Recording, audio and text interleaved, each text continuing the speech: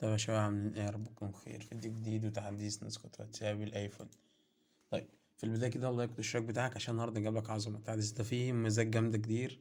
فاسمع في لحد الآخر. زي ما قلت لك متنساش اللايك والاشتراك بتاعك.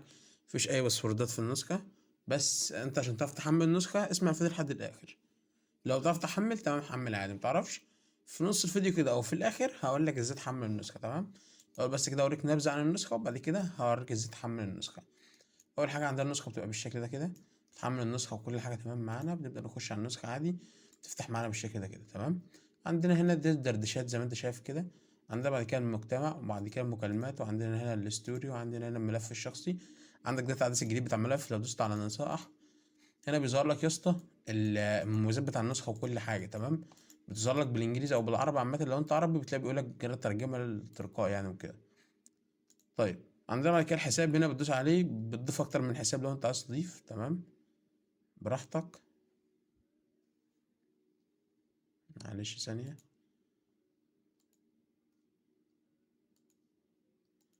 نبدأ نخش تاني على الحساب بتاعي، اخش واجيلك تاني. تمام.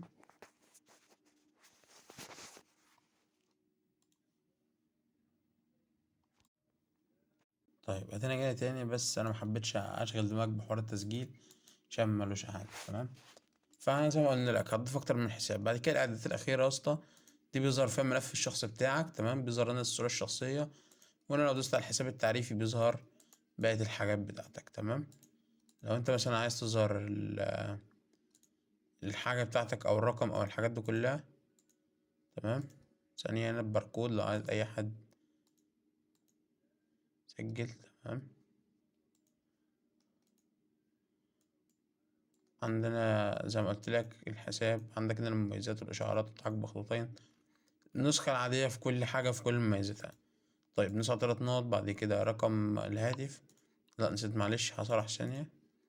لو دوسنا على الشرطة علامة القلم دي يا اسطى هنا بيظهر لنا تحديث جهة الاتصال. يعني ايه؟ يعني لو ضغطنا عليها بنختار أي جهة اتصال من اللي على التليفون بنكلمها عادي. تمام.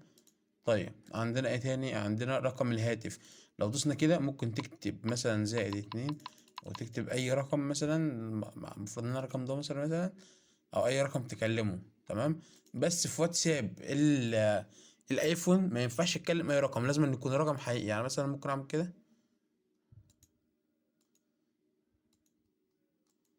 تمام. او ممكن اتكلم عادي، اتكلم هنا في الرقم بتاعي. تمام. عندنا ده شكل الشات من جوه اهو. عندنا 3 نقط.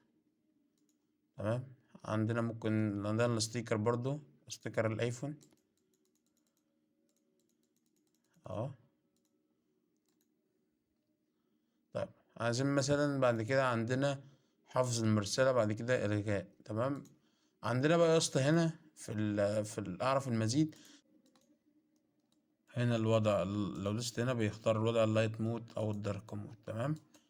عندنا بعد كده هنا المحادثة، وعندنا وضع الطيران اللي هو اخفاء المحادثة ووضع الطيران، واللي هو إيقاف الإشعارات أو نوتيفيكيشن، والمظهر برضو وإصلاح تأخير الرسائل.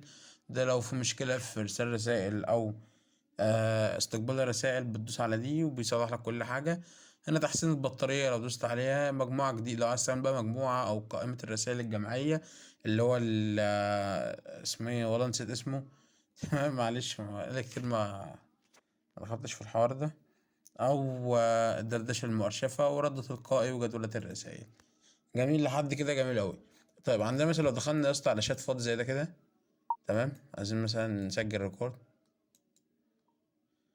بيسجل معانا عادي. وزي ما انت شايف بتسيبه زي ما انت عايز براحتك، وممكن تعمل اللي هو بتاع مرة واحدة وبعد كده بتبعت الريكورد عادي ويشتغل معانا عادي. وفي اللي هو انت ممكن تعمل ايه؟ تعمل ترد على الرسالة. بص نسخة كاملة من كل حاجة.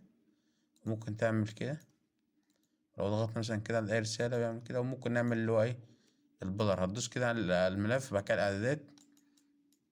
هندوس على كلمة MB. بعد كده يا اسطى المحادثة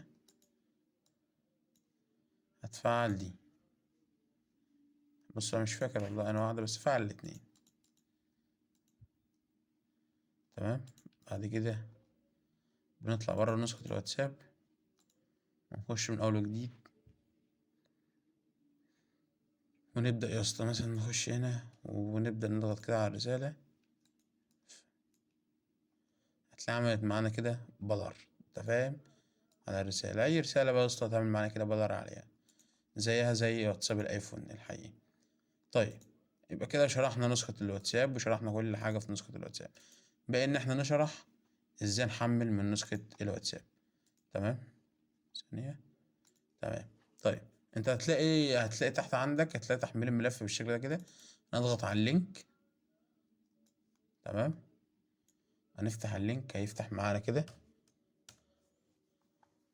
انت تضغط على اللينك معاك في اليوتيوب او هنا في اي حته، يفتح معانا بالشكل ده، هتلاقي فتح معاك مربع زي ده كده.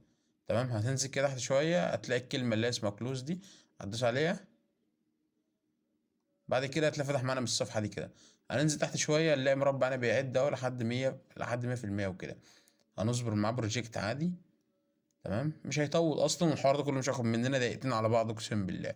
فانت ما تزنقش معانا وقدر اخوك عشان اخوك يقدرك. تمام، بعد كده ندوس كده عليها ونصبر برضو، بعد كده ندوس على كلمة كلوز دي اهي، هي هتروح لوحديها، دوس بس على الكلمة يا دوبك وهتلاقي كل حاجة راحت لوحديها يعني.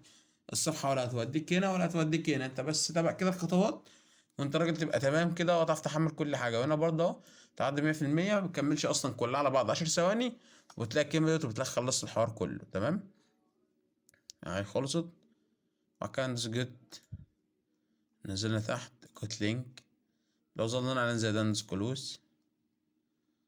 تمام، وسيبه يحمل، ما تدوس على حاجة تاني، هي دوس مرة واحدة وهو بيحمل مع نفسه. بعد كده كلوز اهو بيعد. ده حاجة بس كده تقدير، زي ما انا بقدرك يعني اقدر اخوك، انت فاهم؟ اللايك بس بتاع كلب اخوك يعني قدرنا كده. كده خلصنا. انا بقى كان ندوس جيت برضو، هنا ان شاء الله ما عارف اسمها ايه. بعد كده ندوس على كلوز. تمام، لو ظهر معاك صفحة زي دي كده دوس على علامة الاكس اللي فوق اهي، او اقفلها اقفلها لو انت في التليفون. بعد كده ندوس كلوز، لو انت في التليفون اقفلها. تمام، هنصبر لحد ما يحمل معانا. لو دوست اي حته في الصفحه ممكن يفتح معاك صفحه زياده، فانت اصبر لحد ما يخلص، وبعد كده تدوس على الكلمه دي على طول، لا باللون بنفسجي. بعد كده جيت لينك اهي اخر حاجه خلاص. بعد كده حولنا الصفحه دي، المفروض يقول لك اصبر 10 ثواني، بعد كده بتلاقي 10 ثواني اتحولت لصفر اصلا من غير اي حاجه. زي ما قلت لك، لو ظهر صفحه اقفلها.